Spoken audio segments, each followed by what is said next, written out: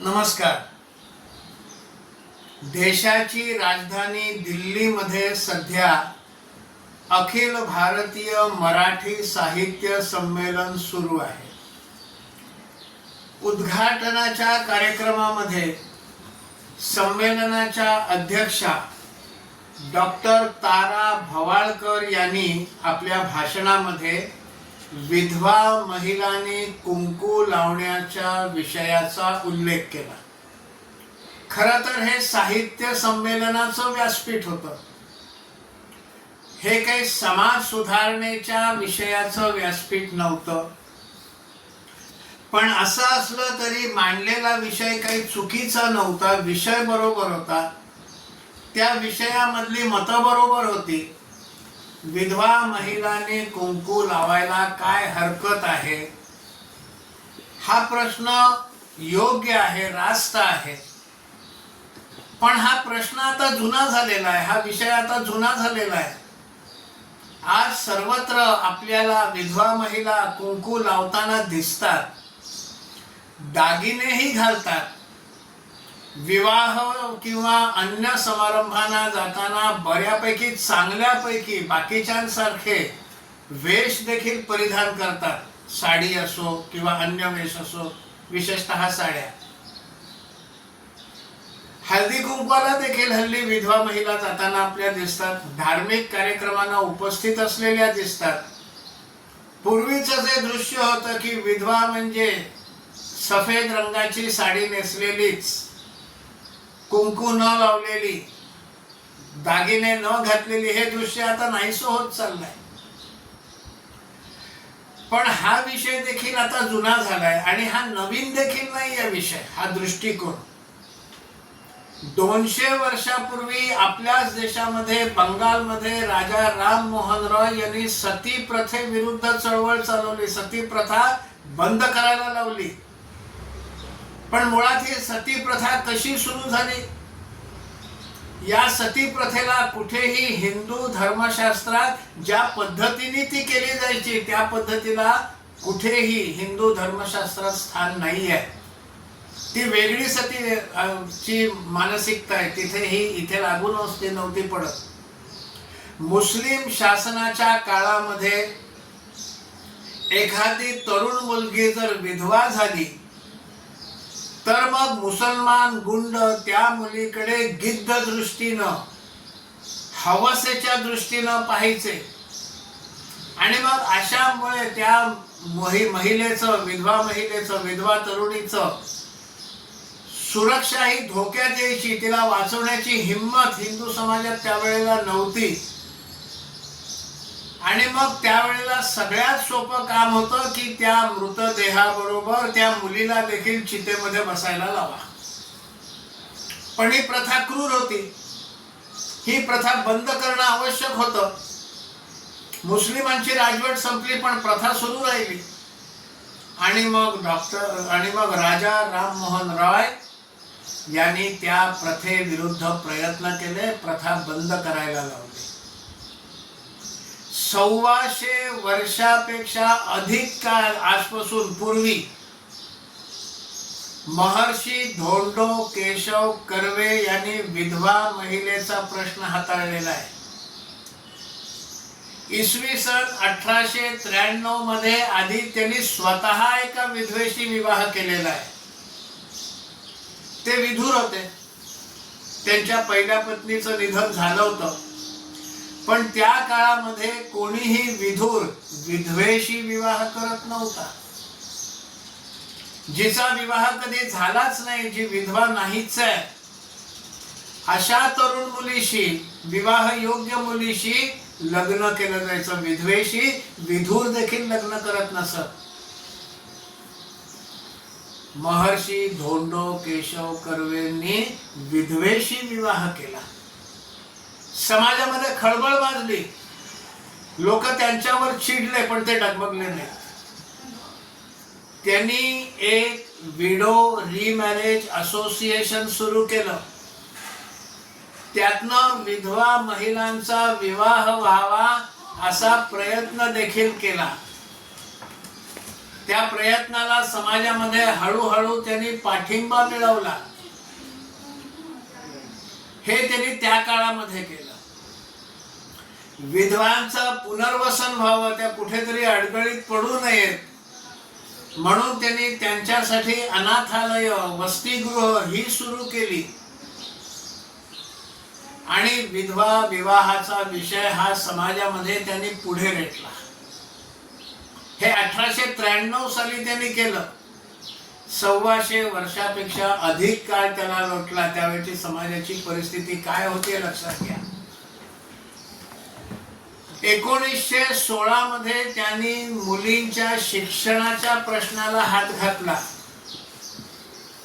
कॉलेजमध्ये मुलं मुली एकत्र शिकतात म्हणून अनेक पालक आपल्या मुलींना कॉलेजमध्ये पाठवत नसत. तू शिकून करणार काय? तुला तर विवाह करून तुझ्या नवऱ्याच्या घरी जायचं आणि संसार करायचा आहे असं म्हणून मुलींना कॉलेजमध्ये जाण्यापासून त्या काळामध्ये परावृत्त केलं जायचं. हा प्रश्न महर्षी धोंडो केशव कर्वेंनी लक्षात घेतला आणि महिलांसाठी शिक्षण संस्था सुरू केली. श्रीमती नथीभाई दामोदरदास ठाकरसी SNDT युनिव्हर्सिटी आज आहे, ती त्यांच्याच प्रयत्नातून सुरू झालेली आहे. तिथे फक्त मुलींना प्रवेश आहे, मुलांना प्रवेश नाही. आणि SNDT युनिव्हर्सिटीतनं शिक्षण घेऊन अनेक मुली या आपल्या जीवनामध्ये आजपर्यंत यशस्वी झालेल्या आपल्याला पाहायला मिळतात. त्यामुळे महिलांनी कुंकू लावायचं का नाही लावायचं हा प्रश्न देखील आता जुना झालेला आहे. तो सुटायला लागलेला आहे, मोठ्या प्रमाणावर सुटलेला आहे. याच महर्षी कर्व्यांचे पुत्र रघुनाथ कर्वे, रघुनाथ धोंडो कर्वे यांनी सुद्धा जवळपास 100 वर्षापूर्वी संतती नियमनाचा विषय हाती घेतला. कॉन्डमची जाहिरात केली, त्या बदल्यात त्यांच्यावर केस टाकली गेली. आणि गंमत म्हणजे त्या केसमध्ये रघुनाथरावांचं वकीलपत्र डॉक्टर बाबासाहेब आंबेडकरांनी घेतलं. दलित चळवळीतल्या काही लोकांनी डॉक्टर बाबासाहेब आंबेडकरांच्या या वकीलपत्र घेण्याला विरोध केला. तेव्हा ते म्हणाले इथे विषय जातीचा नाही आहे, रघुनाथ कर्वे कुठल्या जातीचे आहेत हा प्रश्न नाही आहे. ते जो प्रश्न हाताळतायत हा समाजाच्या दृष्टीने आवश्यक असलेला विषय आहे. ते पुरोगामी पाऊल टाकतायत, प्रगतिशील पाऊल टाकतायत म्हणून मी त्यांचं वकीलपत्र घेतलंय. हे डॉक्टर बाबासाहेब आंबेडकरांनी त्यावेळेला भूमिका घेतली. आज समाजामध्ये हळूहळू हुंडा प्रथा देखील नाहीशी होत चालली. हुंडा घेणं हे अप्रतिष्ठेचं मानलं जायला लागलेलं आहे. अनेक मुली आणि त्यांचे पालक आम्ही हुंडा देणार नाही असं खडसावून सांगायला लागलेले आहेत. हा बदल समाजामध्ये येतोय, या बदलाचं समाज स्वागत करतोय. त्यामुळे विधवांनी कुंकू लावणं न लावणं हा त्या सगळ्या मनाने खूप छोटा विषय आणि आता तो सुद्धा जुना झालेला विषय. समाजाने या सगळ्या महिलांविषयीचे सगळे विषय जे आहेत हे समाजानं स्वीकारलेले आहेत. पण या डॉक्टर तारा भवाळकर स्वतःला पुरोगामी समजतात आणि फक्त हिंदू महिलांचाच विचार करतात. त्या बुरख्यात असलेल्या मुस्लिम समाजाचा काय विचार करतात? मुस्लिम महिलांचा. उन्हाळ्याच्या दिवसामध्ये काळा बुरखा घालून फिरणं हे किती क्लेशदायक आहे याची त्यांना कल्पना नाही आहे का? पण त्याविषयी ते काय विचार करतात? 3 तलाक विषयी त्यांचे विचार काय आहेत? हे 3 तलाक प्रकरण महिलांसाठी किती वेदनादायक आहे. 3 तलाक, हलाला, त्या महिलेला कशा प्रकारच्या अत्याचारातून जावं लागतं याविषयी डॉक्टर तारा भवाळकरांचं म्हणणं काय आहे? 3 तलाक विरोधी कायदा आला त्यावेळेला त्या कायद्याच्या बाजूने उभ्या राहिला होत्या का? ज्या व्यासपीठावरनं त्यांनी हे भाषण केलं त्याच व्यासपीठावर शरदराव पवार देखील बसले होते. ते त्या संमेलनाचे स्वागताध्यक्ष आहेत. त्यांनी हा मुस्लिमांचा धार्मिक प्रश्न आहे, याच्यामध्ये शासनानं हस्तक्षेप करू नये अशी भूमिका घेतली. म्हणजे हा अत्याचार त्याचा धार्मिक प्रश्न असेल तर मग तो सोडवला पाहिजे. त्या महिलांच्या सक्षमीकरणाचा विषय आहे, त्यांना अत्याचार मुक्त करण्याचा विषय आहे. हिंदू मुलींच्या शिक्षणाचा त्या विचार करतात, चांगली गोष्ट आहे, पण मग त्यांना हिंदुत्ववादी म्हटलं पाहिजे. कारण हिजाब नाही तो किताब नाही असं म्हणणाऱ्या मुलींना त्या सल्ला देतात का की हिजाब सोडा आणि किताब घ्या, पहले हिजाब बाद में किताब असं म्हणणाऱ्या मुलींना सांगतात का की पहले भी किताब बाद में भी किताब और हिजाब नहीं असं सांगतात. मग डॉक्टर तारा भवाळकरना हिंदुत्ववादी म्हणावं लागेल, कारण त्या हिंदू महिलांच्या त्रासाचाच विचार करतात. मुस्लिम महिलांच्या अत्याचार, त्यांना होणारे त्रास, त्यांना होणारा प्रतिगामीपणाचा बसणारा फटका याचा विचार त्या काय करतात.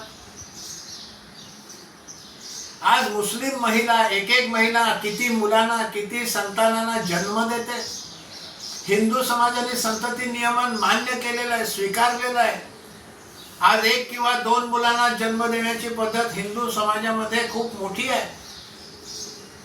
पण मुस्लिम महिला किती संतानांना जन्म देतात, प्रत्येक जन्माच्या वेळी एखाद्या महिलेला किती त्रास सहन करावा लागतो हे महिलेला मी सांगण्याची गरज नाहीये.